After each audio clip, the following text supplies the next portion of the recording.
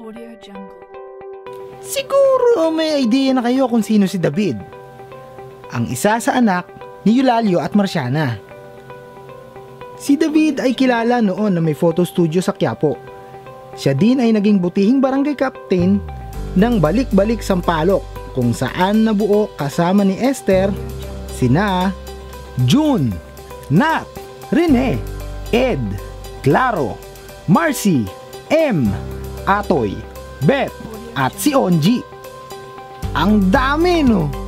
For your info, natural lang noon magkaroon ng maraming miyembro sa pamilya. Ready na ba kayong kilalanin sila? June, the entrepreneur. Ang panganay na career-oriented at modelo sa lahat ng kapatid. Nat, the ping-pong hustler, who made us all proud sa paglaban sa table tennis competitions noon. Rene, El Capitan, still making us stand proud for keeping Lolo David's legacy as barangay chairman. Ed, the bodyguard, ang kuya na napaka-protective sa mga manliligaw ng dalawang little sisters niya. Mapayukilele, bandurya, or modern guitar man yan, Claro is the maestro. Marcy, the tireless mom. As the saying goes, you reap what you sow. And true enough, nagbunga ang hard work ni Shanang. M, the pretty boy.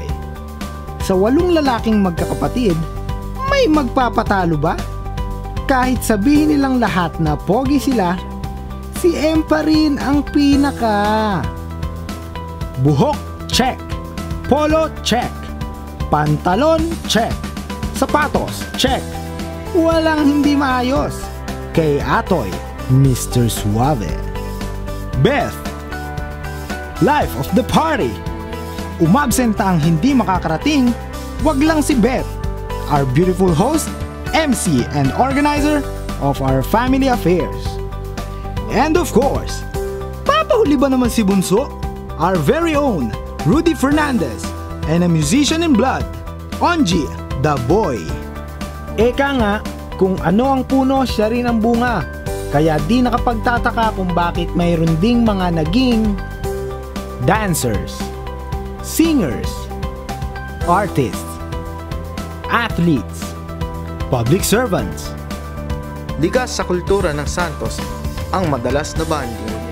Sa pula, sa puti, o United Colors of Benetton Man. Hala, bibira pa rin yan. Cowboy, kung pirates, magbalik eskwela kaya? Or 70s? Kahit mahilo-hilo ka pa sa patterns ng mix and match, go ang David family. Para bang sa isang classroom, kapag nagsama-sama na ang balik-balik hunks na game sa lahat, tapos sasayaw ang magagandang high-energy girls to lift you high. Sa kabilang banda, makikita mo naman ang dating mga party girls na ngayon ay loving mommies na. Sasabayan pa ng pagpapakilala ng GF ng dating baby bunso na ngayon mas matatangkad na. At pagkatapos sumakit ng tiyan sa sobrang asaran at kulitan, hindi ba napakasarap mag-relax sa huli with kantahan? Sa patuloy na paglaki ng pamilya, sana mapanatili ang family bond.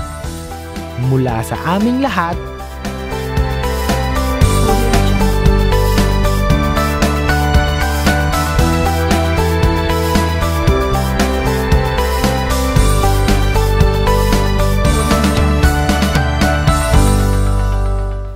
hello! Nice to meet you!